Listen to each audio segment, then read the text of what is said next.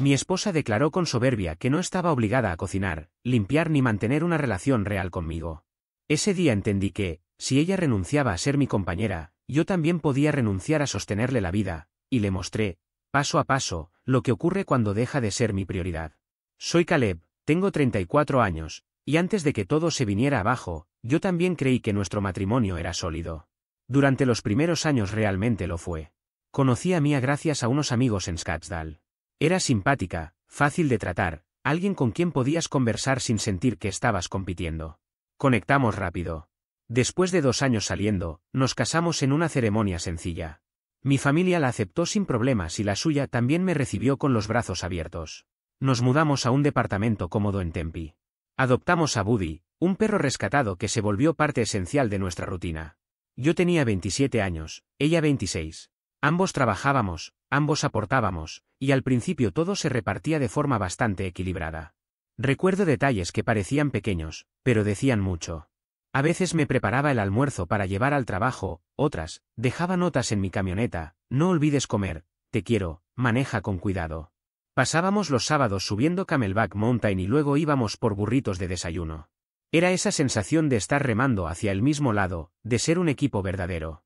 Incluso hubo momentos en los que realmente sentí que yo importaba para ella. Una vez, 3 años después de casarnos, su auto quedó inutilizado. Pasé todo un sábado entero arreglándolo bajo el sol del estacionamiento. Ella se quedó ahí conmigo, alcanzándome herramientas, haciéndome preguntas, trayéndome agua. Cuando logré que arrancara, se lanzó a abrazarme, me besó y me dijo lo afortunada que era de tenerme. Pero alrededor del 5.º año algo empezó a cambiar. No fue de golpe, más bien poco a poco. Dejó de preparar los almuerzos, de escribir notas, de preguntarme cómo había estado mi día.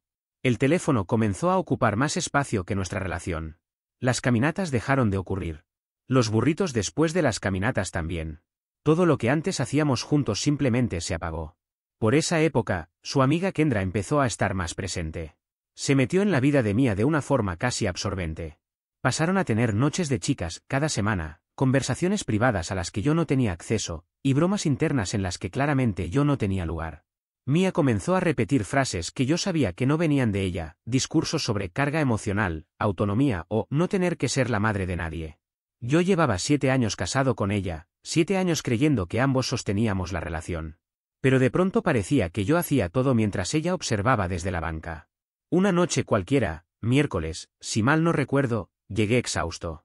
Había lidiado con un desastre logístico en el trabajo y estuve pegado al teléfono hasta pasadas las 6. Cuando entré al departamento, encontré a Mia y a Kendra instaladas en el sofá. Kendra, con 32 años, es una ancot de vida que jamás ha estado casada, cuyos romances duran menos que un ciclo de facturación, pero que aún así se comporta como si tuviera un doctorado en relaciones. Desde que su último noviazgo terminó en una explosión monumental, se dedicó a repetirle a todas las mujeres que exigieran más, que no cedieran nada, que cualquier petición razonable de su pareja era a control. Desde entonces, Mia empezó a sonar como un eco de Kendra. El apartamento estaba un desastre. La cocina parecía una escena abandonada, platos sucios acumulados desde quién sabe cuándo, basura saliéndose del contenedor y un olor extraño que preferí no identificar. Ellas, mientras tanto, apenas levantaron la vista para reconocer que yo había entrado. Seguían riéndose de algo en sus teléfonos. Hola, dije, dejando mis cosas. El lugar está hecho un caos. ¿Te sientes bien? Estoy bien, respondió Mia sin mirarme. He estado ocupada. Ocupada significaba 6 publicaciones en redes sociales ese mismo día y 3 horas con Kendra en el sofá. Pero claro, muy ocupada para cargar el lavavajillas. Abrí el refrigerador. No había absolutamente nada que pudiera cenar. Las compras que yo había hecho 4 días antes habían desaparecido. Solo quedaban condimentos y un yogur vencido. ¿Comieron ya?, pregunté. Pedimos sushi, contestó. Tal vez sobró algo. No había sobrado nada. Miré la cocina, miré el refrigerador vacío, miré a mi esposa, y fue como sentir un nudo apretarse en el pecho. Pudo haber sido útil que me avisaras que iban a pedir, murmuré. O que guardaran algo. Antes de que Mia pudiera decir algo, Kendra intervino. Por favor, dijo, ella no es tu cocinera. No tiene por qué estar pendiente de ti. La miré. Luego miré a Mia, esperando que pusiera un límite, que dijera que la consideración básica en un matrimonio existe. Pero Mia se quedó callada. Está bien, respondí con calma. Pediré algo por mi cuenta. Hazlo, dijo Mia, mientras Kendra soltaba una risita. Me llevé mi hamburguesa al cuarto. Eso ya se estaba volviendo costumbre, cenar solo para darles espacio. Por la forma en la que bajaban la voz cuando yo pasaba cerca, sospecho que gran parte de sus conversaciones giraban alrededor de mí. A eso de las 9, Kendra se fue. Pensé que quizás Mia vendría a hablar conmigo. Que mencionaría algo, que reconocería que su amiga había sido irrespetuosa. Pero no. Se metió al baño y pasó allí casi una hora con su rutina nocturna. Después volvió a la cama y se dio la vuelta, ofreciéndome la espalda. ¿No vamos a hablar de lo que pasó? Pregunté en voz baja. ¿De qué? Soltó sin volverse. De cómo tu amiga fue irrespetuosa en nuestra casa. Y de que ni siquiera te importó si yo había comido. Se giró por fin, pero no para disculparse. Tenía una expresión molesta, como si yo estuviera arruinándole la noche. Eres un adulto, Caleb. Puedes alimentarte solo, dijo con frialdad. Ese no es el punto. ¿Entonces cuál es? Que eres mi esposa. No debería sentirme como un simple compañero de piso.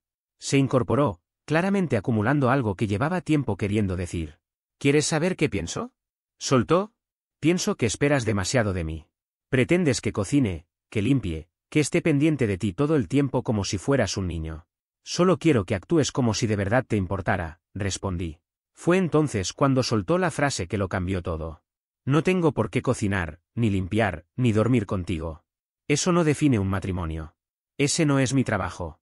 Tengo mi vida y mis prioridades. Tus necesidades no son mi responsabilidad. Se hizo un silencio tan pesado que pude sentirlo en la garganta. La observé, esperando que se retractara, que dijera que había exagerado. Pero no. Se quedó ahí, con esa mirada desafiante, como si hubiera pronunciado una verdad liberadora. ¿Eso te lo dijo Kendra? Pregunté. Kendra tiene razón, respondió. Las mujeres no le deben todo a los hombres. ¿Y no crees que me debes nada? ¿Nada en absoluto? No se afecta mi felicidad. No. Asentí, guardando cada palabra. 7 años. 7 años de cocinar cuando a ella no le daba la gana. 7 años de arreglar cosas, pagar cuentas, planificar, sostener. 7 años de apostar por un proyecto en el que, al parecer, ella pensaba que me estaba haciendo un favor simplemente existiendo. Solo le dije. Bien. Es bueno saberlo. Ella se dio la vuelta con una expresión satisfecha, como si hubiera ganado una discusión que solo existía en su cabeza. Lo que no sabía era que, en ese mismo instante, había encendido algo que ya no iba a poder detener. Esa noche, mientras intentaba dormir en la oscuridad del cuarto, tomé una decisión silenciosa pero firme. Si ella creía que no tenía por qué comportarse como una pareja, entonces yo tampoco tenía por qué seguir actuando como tal. Es más, no estaba obligado a hacer absolutamente nada. Me puse a repasar mentalmente la realidad de nuestro último año juntos. Yo había preparado cerca del 80% de las comidas, arreglado cada cosa que se rompía en el apartamento, unas 10 o 12 reparaciones fáciles, gestionado todo lo relacionado con Buddy, nuestro perro, comida, paseos, citas con el veterinario. Además, hacía las compras, pagaba las facturas, organizaba todo para que el lugar no se viniera abajo. ¿Y cuál había sido la contribución de Mia? Pedir comida a domicilio de vez en cuando y quejarse de que yo no hacía lo suficiente. Al día siguiente me levanté antes que ella, me preparé para ir a trabajar como siempre, pero no hice nada de lo que solía hacer cada mañana. No puse la cafetera, no dejé al perro afuera, no revisé si necesitaba algo. Simplemente tomé mis llaves y salí a las 6:30 de la mañana, dejándola lidiar con todo aquello que, según ella, no era su responsabilidad pero tampoco debía recaer en mí. A las 8:15 recibí un mensaje preguntando si había sacado a Buddy. Lo ignoré mientras terminaba mi café en la oficina. Una hora más tarde llegó otro mensaje, esta vez con varios signos de interrogación. Le respondí únicamente que estaba trabajando y que ella estaba en casa. Me llamó y dejé sonar, fue directo al buzón. En el mensaje que dejó, sonaba molesta. Alegó que había estado tratando de localizarme y que Buddy se había hecho encima porque yo me había olvidado de sacarlo. Curioso que aparentemente no tenía manos para abrir la puerta ella misma. Esa tarde, antes de volver a casa, pasé por el supermercado y compré exactamente una semana de comida, para una sola persona. Recipientes para raciones individuales, pollo, verduras, arroz. Todo pensado para cocinar y comer sin depender de nadie. Cuando llegué cerca de las 6 de la tarde, encontré a Mia en la sala con cara de fastidio. El fregadero estaba lleno, la basura desbordada y Buddy casi saltando de alegría al ver que alguien por fin lo atendía. ¿Dónde estabas?, preguntó. En el supermercado, respondí sin detenerme, colocando mis compras en la cocina. Ella entró detrás de mí, vigilando mis movimientos. No compraste nada para mí. Tú dijiste que cada quien se encarga de lo suyo. Eso estoy haciendo, contesté sin alterarme. La vi intentando analizar si era en serio. Se rió con incredulidad. Estás siendo ridículo. Solo sigo tus reglas, dije, comenzando a cocinar. Pasé la siguiente hora preparando mi cena. Lo suficiente para una sola porción. El aroma llenó la casa y noté cómo ella levantaba la vista hacia la cocina una y otra vez desde el sofá. Cuando me senté a comer, se acercó. ¿De verdad no vas a prepararme nada? Tú dijiste que cocinar no es mi obligación, respondí tranquilo. Así que supongo que tampoco es la tuya. Se quedó allí un momento esperando que cediera, pero no lo hice. Al final, pidió comida a domicilio por tercera vez en la semana. Después de cenar lavé mi único plato, mi único tenedor y la sartén que había usado. Dejé todo lo demás exactamente donde estaba. Cuando nos metimos en la cama, intentó acercarse, poniéndome una mano en el pecho para iniciar algo. Retiré su mano suavemente. Estoy bien así, dije. ¿En serio? Me giré de espaldas. Tú dijiste que no tenías por qué dormir conmigo. Supongo que eso aplica en ambos sentidos. No dijo nada más, pero el silencio tenso dejó claro que estaba molesta. Bien. El viernes, al llegar del trabajo, encontré la cocina hecha un desastre aún peor. Había intentado cocinar algo y fallado miserablemente, restos quemados, ollas olvidadas, ventanas abiertas por el humo del detector. Estaba comiendo cereal. Le pregunté si la receta había salido mal. Ella se defendió, diciendo que no era ama de casa y que también trabajaba. Y sí, trabaja desde casa como coordinadora de redes sociales desde hace 2 años, con un ingreso decente aunque inferior al mío. Está en el apartamento todo el día y aún así no puede encargarse de lo mínimo. Pero según la filosofía de Kendra, su amiga, usar lógica en estas conversaciones es manipulación. Así que solo asentí y seguí cocinando mi cena mientras ella me observaba. Para el domingo, la situación había comenzado a volverse reveladora. La pila del fregadero parecía una escultura moderna de platos sucios. La basura estaba al borde del colapso. Buddy me seguía a cada paso porque era el único que lo alimentaba. Y Mia empezaba a notar que todas esas tareas que mágicamente se resolvían en casa siempre habían sido obra mía. Ese día tuvo su llamada semanal con Kendra. Desde el pasillo escuché cómo se quejaba de que yo estaba siendo infantil, que me negaba a cocinar, a ayudar, a involucrarme en cualquier cosa. Decía que yo parecía desconectado por completo. Escuché a Kendra murmurar, luego a Mia decir que quizás estaba tratando de enviar algún mensaje. Después, más murmullo de Kendra, seguido de la frase «los hombres son demasiado emocionales». Casi solté una carcajada. Esa noche, Mia entró al dormitorio y se sentó en el borde de la cama. «Necesitamos hablar de lo que te está pasando», dijo. Levanté la vista del teléfono. «No me pasa nada. Solamente estoy atendiendo mis propias necesidades, tal como dijiste. Sabes que no me refería a eso». «Ah, no. Fue exactamente lo que escuché», respondí. «Solo estoy respetando tus límites». Se frustró. «Estás distorsionando lo que dije. Entonces explícame cómo lo entendí mal. Tus necesidades son tuyas, las mías son mías. Eso dijiste». Se quedó callada. No tenía forma de explicarlo sin admitir lo evidente. Finalmente soltó. «Está bien. Si quieres que cada uno haga lo suyo, perfecto». «Me parece excelente», respondí. Y ahí terminó su intento de recuperar el control. Después de escuchar cómo Mia azotó la puerta del baño, simplemente volví a concentrarme en la pantalla del celular. No me molesté en seguirla con la mirada ni en imaginar qué expresión tendría. Había llegado a un punto en el que mis reservas emocionales estaban agotadas, y lo único que me quedaba era una especie de distancia fría que, en lugar de doler, me hacía sentir sorprendentemente lúcido. Algo que aprendí en ese proceso es que cuando decides retirarte emocionalmente de alguien que ha dado por sentado tu presencia, al principio no nota absolutamente nada. El silencio no es un escándalo inmediato, es una grieta que crece sin hacer ruido. Pero tarde o temprano, las piezas que faltan se vuelven tantas que la otra persona empieza a sentir la ausencia como un peso. Y en ese momento, Mia ya estaba experimentando ese peso, aunque fingiera lo contrario. Hacia la segunda semana, el ambiente había cambiado drásticamente.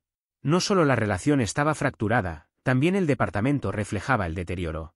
El lavabo del baño principal estaba casi inmóvil, tragando el agua tan lentamente que parecía una burla. El extraño sonido del lavavajillas, ese zumbido extraño que yo siempre solucionaba con un ajuste aquí y allá, sonaba más fuerte, casi como un recordatorio constante de que antes alguien se hacía cargo y ahora no. Para rematar, una de las puertas de la alacena de la cocina se había vencido, colgaba torcida, como si estuviera cansada de sostenerse. En otra época, yo habría reorganizado mi sábado completo para ocuparme de esas cosas.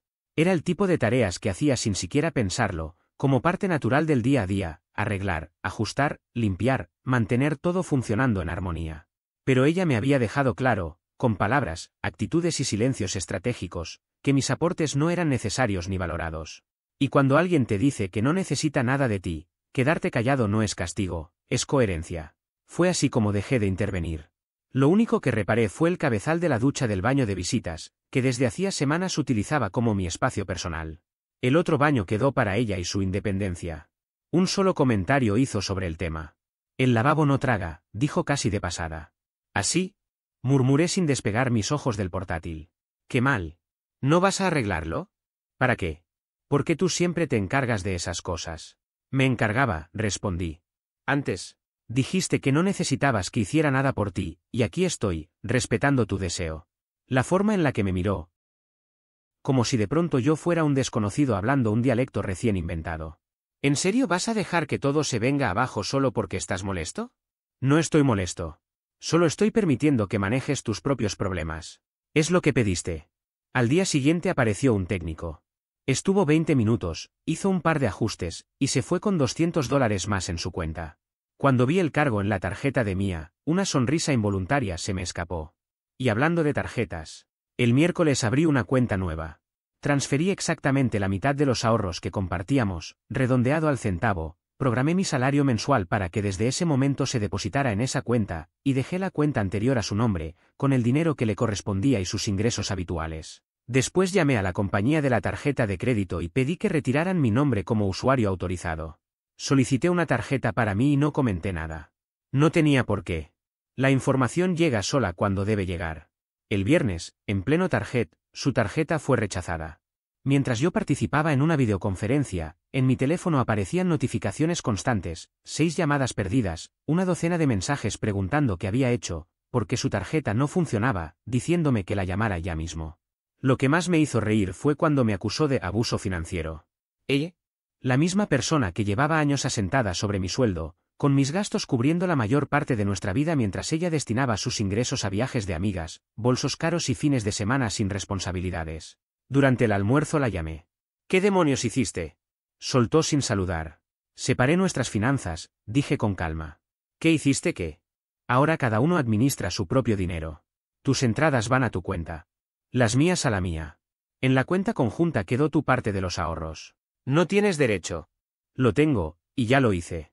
Tranquila, pagué mi parte del alquiler del mes. Te toca cubrir la tuya. Silencio prolongado. Después. ¿Mi parte? Sí. El alquiler es 2,400. Tu mitad son 1,200. Revisa la solicitud que te envié. Estás completamente fuera de ti. Solo estoy convirtiendo tu discurso en acciones. Dijiste que querías una relación donde nadie dependiera del otro. Pues bien. Así funcionan los compañeros de piso. Pero estamos casados. Y tú dejaste claro que para ti eso no tiene implicaciones de compromiso. Así que actúo en consecuencia. La respiración acelerada que escuché al otro lado fue casi un rugido. Eres un tonto.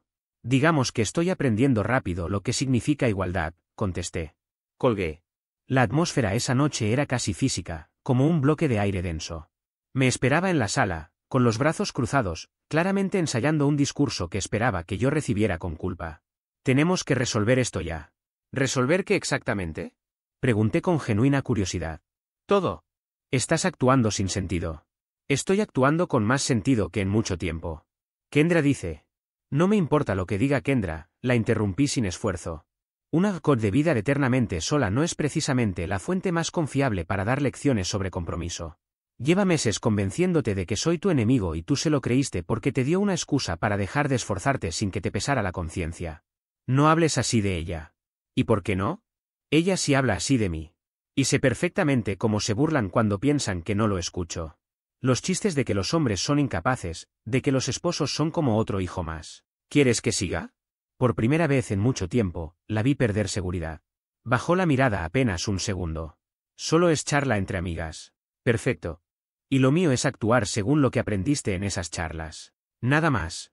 La dejé allí plantada y fui a preparar mi cena. Ella no se movió durante un largo rato, claramente intentando encontrar una estrategia que no encontraba. ¿Vas a seguir así para siempre? Preguntó cuando por fin reaccionó. Es probable.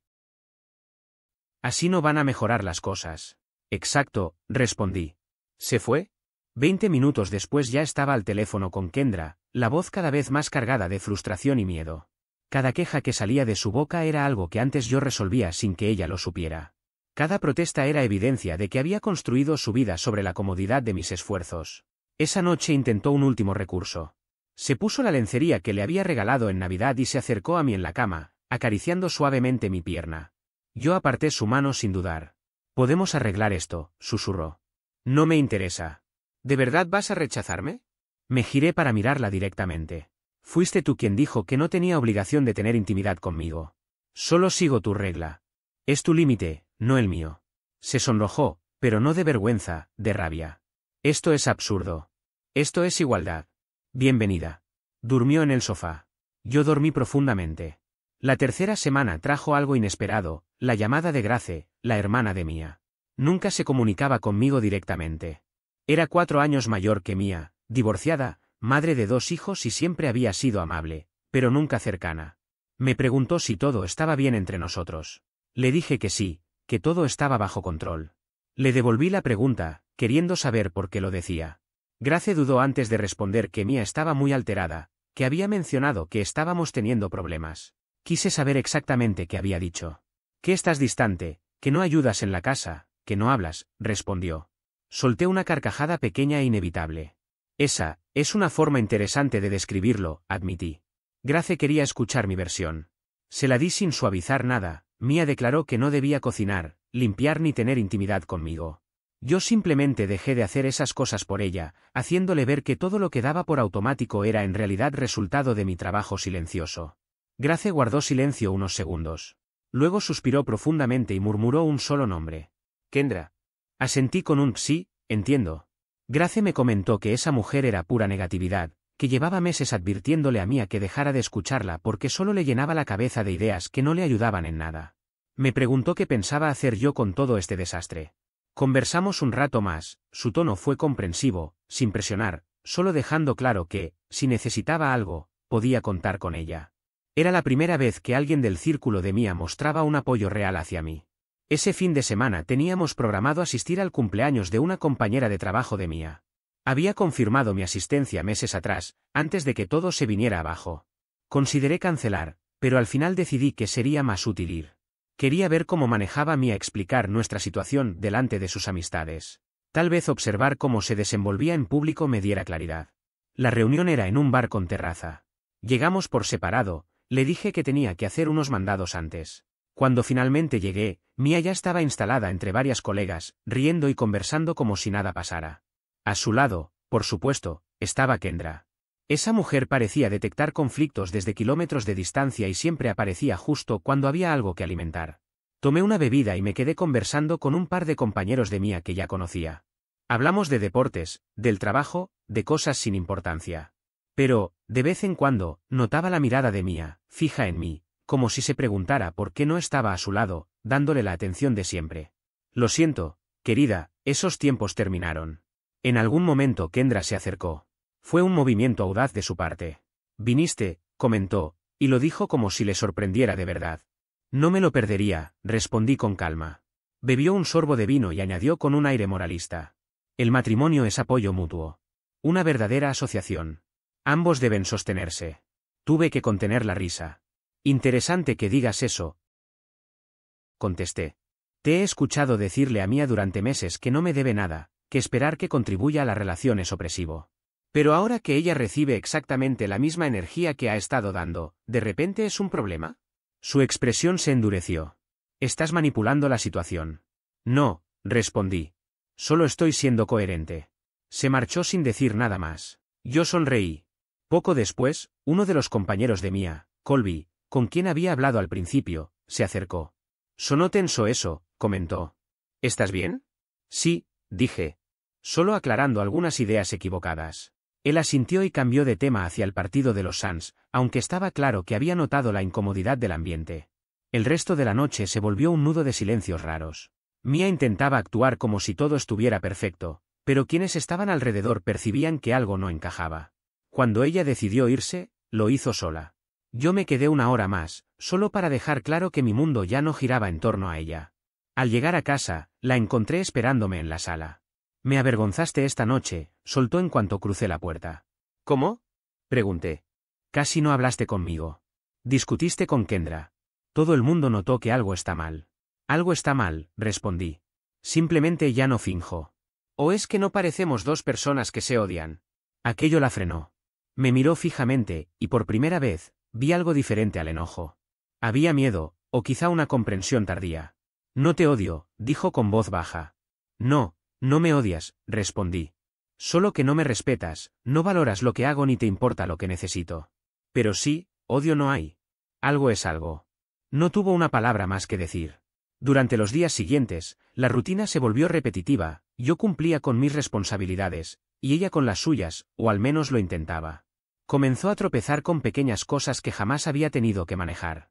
Buddy, nuestro perro, necesitaba su control anual en el veterinario. En 3 años, Mia nunca había programado una cita. No sabía con qué clínica íbamos, ni recordaba el nombre del veterinario. Me llamó para preguntar. Le dije que lo resolviera sola, que para eso existía Google. Terminó llevándolo a un lugar distinto que cobró el doble. Luego el calentador de agua empezó a hacer un ruido extraño. Me pidió que lo revisara. Llama a un plomero, le indiqué. Pero tú sabes arreglar estas cosas, protestó. Y tú sabes llamar a un profesional. 40 minutos y $400 después, el plomero solucionó un problema que yo habría resuelto en menos de un minuto ajustando una válvula. Cada día surgía algo nuevo que ella nunca había manejado. Cada día descubría cuántas cosas hacía yo sin que siquiera las notara. Y cada día yo entendía con más claridad lo que tenía que hacer. El viernes de la 4ª semana salí del trabajo más temprano y conduje hasta una oficina de abogados en el centro de Phoenix. Había investigado bien y encontrado a una especialista recomendada, Marianne, con 15 años de experiencia en derecho de familia. Directa, eficiente, sin rodeos. Me pidió que le contara la situación. Le expliqué todo con detalle. Preguntó cuánto tiempo llevábamos casados. 7 años. ¿Hijos? Ninguno. ¿Bienes? Rentábamos y ambos nombres estaban en el contrato. Mi coche era mío, el de ella, suyo. Ninguna propiedad significativa en común salvo algunos ahorros, que ya había separado. Ella tomó notas y me explicó que, siendo Arizona un estado de divorcio sin culpa, el proceso debía ser relativamente simple. Sin hijos y con bienes separados, la mayoría de las veces el trámite tardaba entre 4 y 6 meses, siempre que la otra parte no se opusiera. Le pregunté qué ocurría si Mia decidía complicarlo todo. Me dijo que solo se alargaría y costaría más, pero que, al no solicitar manutención y pedir únicamente una división justa, normalmente los jueces lo consideran razonable. Repasamos todo durante 1 hora. Al terminar, Marianne hizo una última pregunta.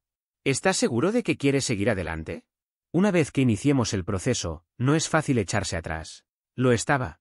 Llevaba 7 años tratando de hacer feliz a alguien que había dejado claro que eso jamás sería una prioridad para ella. Se lo dije.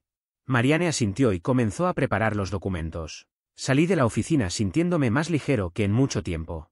Esa misma noche, Mia hizo otro intento de recomponer las cosas. Se había arreglado, maquillaje, cabello, el vestido que sabía que me gustaba. Tenía una propuesta lista. Hice una reserva en tu restaurante italiano favorito, me dijo. Mañana por la noche. Solo nosotros. No puedo, respondí. ¿Haciendo qué? Preguntó. Cosas que necesito resolver. ¿No puedes moverlo? No hemos salido juntos en semanas. No, contesté. Se mordió el labio, frustrada. Pero estoy intentando arreglar esto.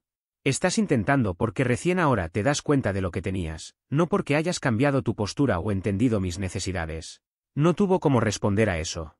La reserva quedó sin usarse. El domingo por la tarde, invitó a Kendra otra vez. Yo estaba en la oficina de la casa cuando escuché sus voces hablando en la sala. La situación llevaba semanas tensándose hasta volverse insoportable.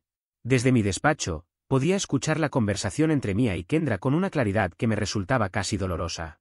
No porque lo que decían fuera cierto, sino porque estaba presenciando la versión distorsionada de mi matrimonio, interpretada como si yo fuera el villano de una historia que jamás había escrito. Mia repetía por enésima vez que yo la estaba ahogando, que la había dejado sin apoyo financiero y que me negaba a colaborar con cualquier cosa en la casa. La dramatización era tan exagerada que incluso me pregunté si realmente creía lo que decía o si simplemente estaba desesperada por no aceptar la responsabilidad de sus propias decisiones. Kendra, siempre dispuesta a echar más leña al fuego, le aconsejaba que empezara a registrar absolutamente todo por si lo necesitaba para el divorcio. Lo dijo con tanta seguridad, como si estuviera describiendo el clima. Era absurdo. Hablar de divorcio mientras esperaban, sin que lo dijeran explícitamente, que yo continuara sosteniendo la casa, la relación, y el rol de pareja que Mia había dejado de cumplir hacía meses. El contraste era surrealista. Mia insistía en que no quería divorciarse, que solo necesitaba que yo dejara de comportarme así. Kendra, con ese tono de superioridad tan suyo, le decía que debía marcar límites, enseñarme que no podía tratarla de esa forma, y que quizás incluso le iría mejor si me dejaba atrás. Cada frase que soltaba me dejaba más claro que su presencia en nuestra vida había sido un veneno lento, casi invisible al principio, pero devastador con el tiempo. Y ahí entendí que no seguiría escuchando ni un minuto más. Me levanté del escritorio y caminé hacia la sala con una calma que no sentía realmente, pero que era necesaria. Cuando aparecí en el marco de la puerta, ambas se quedaron petrificadas. Kendra, dije sin levantar la voz, quiero que salgas de mi casa. Ella abrió los ojos como si acabara de recibir una cachetada. ¿Qué? Eso mismo. Sal, repetí. Mia reaccionó enseguida. No puedes echarla así. Es mi amiga. Puedo y lo estoy haciendo, respondí sin alterarme. Kendra se levantó lentamente, recogiendo sus cosas con movimientos exagerados, como si quisiera dejar claro que yo estaba exagerando. Me dedicó varias miradas cargadas de desprecio y antes de cruzar la puerta le dijo a Mia. Llámame después. No te molestes, si vuelve a entrar a esta casa, vamos a tener un problema serio. La puerta se cerró de golpe y entonces Mia explotó. ¿Qué te pasa?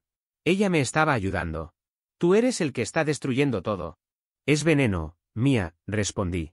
Y te está cegando al punto de que ni siquiera te das cuenta de que te estás posicionando como víctima en una historia en la que tú misma decidiste renunciar a actuar como pareja. ¿Yo destruí esto? Gritó. Tú eres el que dejó de hacer todo. ¿Y qué esperabas? Repuse. ¿Que siguiera dedicando mi vida a alguien que me dijo que no tenía por qué hacer nada por mí? Sí, dejé de hacerlo. Y lo volvería a hacer. Mia se quebró en ese instante. Las lágrimas le corrían por las mejillas y su voz tembló cuando murmuró. No lo dije como sonó, estaba frustrada. Lo dijiste exactamente como querías decirlo, contesté. Y ahora solo estás viviendo las consecuencias. Regresé a mi despacho y cerré la puerta. No quedaba nada por conversar. La mañana siguiente, Marianne, mi abogada, me llamó para confirmarme que los papeles estaban preparados. Sentí una mezcla de alivio y tristeza, pero también la certeza de que era el paso correcto. Necesitaba recuperar mi vida, mi paz mental, mi dignidad. Esa misma tarde, después del trabajo, volví a casa con el sobre en la mano. El olor a comida quemada me recibió en cuanto entré. Mia estaba otra vez intentando cocinar, aunque claramente sin éxito. El detector de humo sonó 2 veces en menos de 5 minutos. Tenemos que hablar, dije finalmente. Ella se volvió hacia mí con una mezcla de tensión y esperanza. ¿De acuerdo? ¿Qué es eso? Le entregué el sobre sin decir nada más. Cuando lo abrió, pude ver cómo su rostro empezaba a perder color desde la primera línea. ¿Estás presentando el divorcio? Presentado, corregí. Mañana llegará la notificación formal, pero preferí dártelo yo primero. Ella se quedó inmóvil, como si le hubieran arrebatado el aire. No, no puedes estar hablando en serio. Lo estoy. Es un divorcio sin culpa. Cada uno se queda con lo suyo. Caminos separados. ¿Por una pelea? ¿En serio vas a destruir 7 años de relación por un solo conflicto? No, Mia. No es por una pelea. Es por cómo dejaste claro lo que sentías por nuestro matrimonio. Y por cómo mantuviste esa actitud durante semanas sin mostrar ningún interés en arreglar nada. Las lágrimas empezaron a caer con más fuerza. No pensé que llegarías tan lejos. Yo guardé silencio. No tenía nada que agregar. Podemos arreglarlo, insistió. Lo prometo. Cambiaré. Haré lo que me pidas. Solo no termines esto. No voy a seguir repitiendo el mismo ciclo, respondí. Se acabó. Empezó a llorar con desesperación, tan fuerte que por un momento me pregunté si realmente estaba entendiendo lo que pasaba. Te amo, Caleb. Por favor. No, contesté con firmeza. Tú amas lo que hago por ti. Pero a mí, como persona, dejaste de verme hace mucho. Eso no es justo. Quizá no. Pero el divorcio sí lo es. Ambos recibiremos lo mismo. La dejé con los papeles en la mano y subí a recoger la maleta que ya tenía preparada. Había reservado una habitación de hotel para que la transición fuera más sencilla y evitar más discusiones. Al volver a la sala, Mia estaba al teléfono. Reconocí la voz de Kendra al instante. Caleb realmente presentó el divorcio, decía Mia entre sollozos. Salí antes de escuchar cualquier otra cosa. El hotel era lo opuesto a la casa que acababa de abandonar, silencio absoluto, un ambiente limpio, sin discusiones, sin manipulación emocional, sin culpas inventadas. Solo un espacio vacío y tranquilo donde podía pensar con claridad. En cuestión de horas, mi teléfono comenzó a inundarse de llamadas y mensajes. Mia insistía desesperadamente. Grace también llamó para asegurarse de que estuviera bien. La madre de Mia intentó comunicarse conmigo, aunque la situación era incómoda hasta para ella. Ignoré casi todo. A Grace le respondí que estaba bien. A Mia le envié un solo mensaje. A partir de ahora, comunícate solo a través de mi abogada. Cerca de la medianoche, después de varias horas de silencio, recibí un mensaje más. Un texto corto, casi desesperado. Lo siento. Esta vez sí. Dame otra oportunidad. Haré lo que sea. Me quedé un buen rato observando la pantalla antes de responder. Finalmente escribí. Tuviste 7 años llenos de oportunidades. Había llegado un punto en el que ya no quedaba nada más que pudiera decirle. Después de mandar todos los mensajes que consideré necesarios, simplemente apagué el teléfono y dormí mejor que en los últimos meses. Esa misma calma que había añorado por tanto tiempo me recibió por primera vez desde que todo comenzó a desmoronarse. El miércoles por la mañana se realizó el trámite oficial, un notificador llegó al apartamento y le entregó a Mia los documentos del divorcio. Apenas los tuvo en sus manos, me llamó hecha un desastre, llorando y casi sin poder articular palabras. No contesté. No tenía nada nuevo que ofrecerle, y tampoco iba a retroceder después de haber tomado la decisión. Al día siguiente, el jueves, recibí una llamada de Marianne, la abogada. Me contó que la representante legal de Mia se había comunicado con ella para plantear que querían negociar. Le pregunté qué había que negociar exactamente, si nuestra separación era totalmente limpia y sin motivos para disputas. Entonces me explicó que Mia estaba reclamando una pensión conyugal, diciendo que no podía cubrir por sí sola el costo del apartamento. Me reí. Mia gana unos $55.000 al año, no tiene deudas y puede mudarse perfectamente a un lugar más pequeño si así lo requiere. Marianne agregó que había respondido lo mismo, que era un pedido sin fundamento legal y que, aunque insistieran, nosotros teníamos un caso sólido. Llevábamos apenas 7 años casados, y la ley en Arizona rara vez otorga manutención prolongada en circunstancias como las nuestras. El viernes por la tarde fui al apartamento antiguo para recoger el resto de mis cosas. Había calculado llegar cuando Mia estuviera en casa de Grace, su hermana. Pero al abrir la puerta escuché voces. Me detuve un segundo, reconocí de inmediato el tono alterado de Mia, y el de Kendra. Entré solo para encontrarme con ambas en medio de lo que evidentemente era una discusión fuerte. Al parecer, alcancé a escuchar la parte final. Kendra le estaba diciendo a Mia que yo no valía todo el sufrimiento que estaba pasando, que después de cerrar este capítulo podrían buscarle a alguien que sí la valorara de verdad.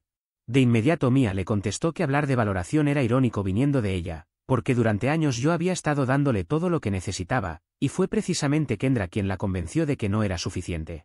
Según Mia, había permitido que Kendra llenara su cabeza con que merecía algo mejor, cuando en realidad ya tenía a alguien que sí la cuidaba. Kendra trató de defenderse diciendo que yo era controlador y que la estaba haciendo dependiente. Mia le respondió que lo que yo hacía era ocuparme de ella, mientras que Kendra se pasaba la vida quejándose de los hombres y contaminando la percepción que ella tenía sobre nuestra relación. Fue entonces cuando ambas se dieron cuenta de que estaba allí. Kendra se quedó congelada, claramente avergonzada, Mia, en cambio, parecía devastada. Les dije que regresaría más tarde y me di vuelta para irme, pero ella me llamó con la voz quebrada, pidiéndome que esperara. Me quedé cerca de la puerta. Kendra tomó su bolso con rapidez y se marchó, regalándome una última mirada de reproche antes de salir. Mia se quedó frente a mí con el maquillaje corrido y los ojos hinchados. Me preguntó si podíamos hablar. Le respondí que no era buena idea, que lo mejor era manejar todo a través de los abogados. Ella insistió, rogó por solo 5 minutos. Contra mi propio criterio, me quedé, pero no me moví del marco de la puerta. Comenzó diciendo que llevaba días pensando en lo que le había dicho. Admitió que tenía razón, que se había dejado llevar por todo lo que Kendra repetía sin parar y había perdido de vista la realidad, lo que tenía en casa.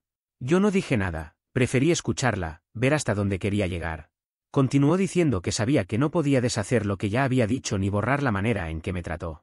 Pero quería otra oportunidad, una verdadera, sin pretextos ni justificaciones externas. Sin Kendra, dijo, solo yo queriendo ser tu esposa de verdad. Le pregunté por qué ahora. Respondió que no había entendido lo que estaba perdiendo y que había vivido siempre bajo la idea de que yo no me iría, sin importar cómo se comportara. Le recordé que ese había sido su error desde el principio. Dio un paso hacia mí, y sollozando, me pidió otra oportunidad. Prometió esforzarse cada día para ser mejor. La miré con la memoria de 7 años encima, todo lo que construimos, todo lo que intenté, todos los sacrificios que hice mientras ella decía que mi felicidad no era su responsabilidad. ¿Sabes qué es lo más triste?, le dije, casi en un susurro. ¿Qué te creo? Creo que de verdad sientes esto en este momento. Pero en 6 meses, cuando vuelvas a sentirte segura, cuando pienses que no voy a irme, regresarás a las mismas costumbres. Y volveremos a estar aquí. Me aseguró que nunca lo haría. Le dije que no podía prometer algo que ni siquiera se conocía lo suficiente para garantizar. No iba a enseñarle a una adulta cómo ser una pareja decente. Si quería cambiar, perfecto, pero no para mí. Para quien viniera después. Me rogó que no dijera eso. Le respondí que ya era tarde. Que el proceso estaba iniciado, que yo ya había llegado mentalmente al final hacía mucho tiempo, que nuestra relación estaba muerta desde hacía más de un año. Solo me faltaba oficializarlo. Cuando se desplomó en el sofá llorando y diciendo que me quería, todo en mí quiso detenerse, pero no cambié de opinión. Tomé la bolsa con mis cosas, salí sin añadir nada y bajé hasta el auto. Me quedé sentado un largo rato, procesando todo. Una parte de mí sintió culpa, otra parte quiso subir de nuevo y darle lo que pedía. Pero la parte de mí que había pasado un mes aprendiendo a priorizar su propio bienestar sabía que eso solo significaría repetir la historia. Hay daños que no se reparan. Y hay momentos en que lo más sano para ambos es terminar. Me dirigí a mi nuevo apartamento, el contrato lo había firmado el día anterior. Ya había comenzado a organizarlo como yo quería, instalé una banca de pesas en el segundo dormitorio, monté correctamente el televisor, organicé una estación de preparación de comidas en la cocina. Ese lugar me transmitía una sensación de pertenencia que nunca sentí en el sitio donde viví con ella. 3 meses después, todo el proceso legal llegó a su cierre. El juez firmó la resolución y con eso, cada uno quedó oficialmente libre del otro. No hubo apelaciones ni movimientos inesperados por parte de Mía, aceptó el acuerdo tal como estaba, y la división de bienes se realizó exactamente en partes iguales, sin peleas adicionales ni giros dramáticos. Con el paso de las semanas, fui notando cómo la vida empezaba a estirarse de nuevo, como si necesitara acomodarse al nuevo espacio que había ganado. Me reencontré con rutinas que había olvidado, cocinar para mí sin sentir obligación, entrenar sin interrupciones, disfrutar el silencio sin sentir culpa. Incluso el apartamento comenzó a sentirse como un lugar donde podía respirar, no como una estación temporal. Un día, Grace me envió un mensaje breve, casi casual, comentando ciertas cosas que había escuchado sobre su hermana. Me dijo que Mía se había distanciado por completo de Kendra, que había empezado a asistir a sesiones de terapia y que estaba intentando reconstruir partes de su vida que había descuidado. Según ella, Mía se veía más tranquila, más enfocada. También mencionó que estaba experimentando con nuevos pasatiempos y que su desempeño en el trabajo había mejorado. No sentí rencor ni satisfacción. Solo una especie de alivio racional, como cuando finalmente cierras la puerta de un lugar donde ya no perteneces. De verdad me alegró que estuviera encontrando un camino, pero entendí algo que tardé años en aceptar: su crecimiento no dependía de mí, y jamás debió ser una carga que yo cargara solo. En cuanto a Buddy, nunca tuve dudas de que debía quedarse conmigo. Desde el principio del proceso dejé claro que era lo único que no estaba dispuesto a negociar. Mía misma admitió que no estaba pudiendo atenderlo como debía. El cambio le vino bien, come mejor, juega más, duerme donde quiere y me recibe cada día con esa alegría honesta que solo tienen los perros. Es curioso, pero observarlo adaptarse a la nueva vida me ayudó también a entender que yo podía hacer lo mismo. Hoy, mirando hacia atrás, no siento que haya perdido nada. Lo que se terminó necesitaba terminarse. Hay relaciones que, por más que se intenten sostener, se rompen desde adentro y lo único sensato es soltar. Eso fue lo que hice. Y lo que sigo haciendo cada día: avanzar, construir algo nuevo desde cero y defender el espacio que tanto me costó recuperar.